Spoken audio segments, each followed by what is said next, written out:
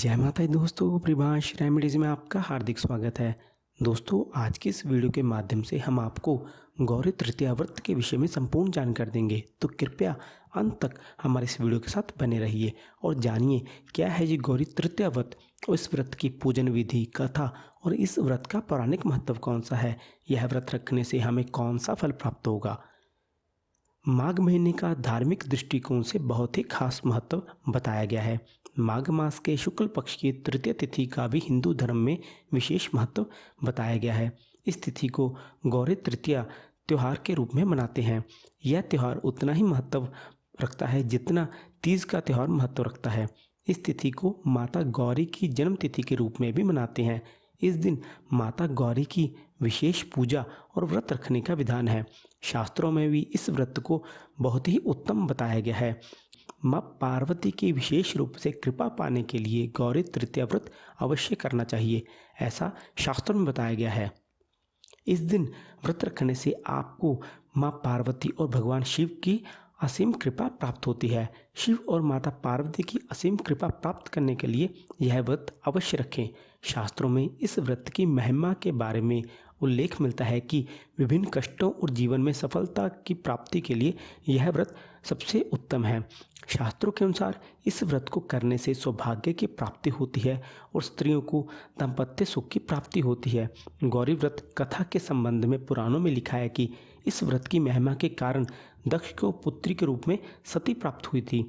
सती माता ने भगवान शिव को पाने हेतु जप और तप किया था, जिसका फल उन्हें प्राप्त हुआ था। माता सती के अनेकों नाम हैं, जिसमें गौरी भी उन्हीं का एक नाम है। ऐसा माना जाता है कि शुक्ल पक्ष की तृतीय तिथि पर ही भगवान शंकर के साथ देवी सती का विवाह हुआ था। इसलिए माघ शुक्ल तृतीया के दिन उत्तम सौभाग्य की कृपा प्राप्त करने के लिए यह व्रत रखा जाता है।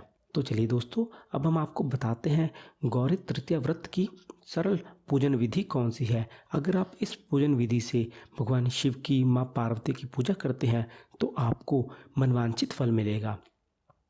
इस दिन सुबह नहा धोकर देवी सती के साथ साथ भगवान शिव का पूजन करना चाहिए।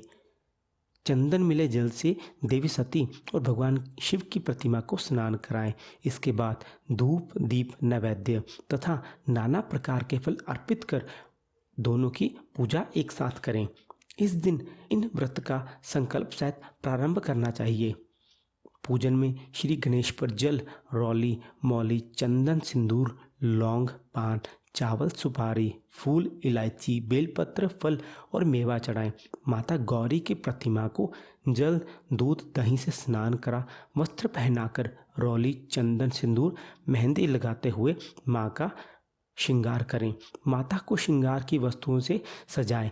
शिव पार्वती की मूर्तियों पर विधिवत पूजन करके गौरी तृतीया की कथा सुनी जाती है तथा गौरी माता को सुहाग की सामग्री चढ़ाई जाती है। माघ शुक्ल तृतीया के दिन उत्तम सौभाग्य की कृपा प्राप्त करने के लिए यह व्रत किया जाता है। यह व्रत सभी मनोरथों को पूर्ण करने वाला होता है।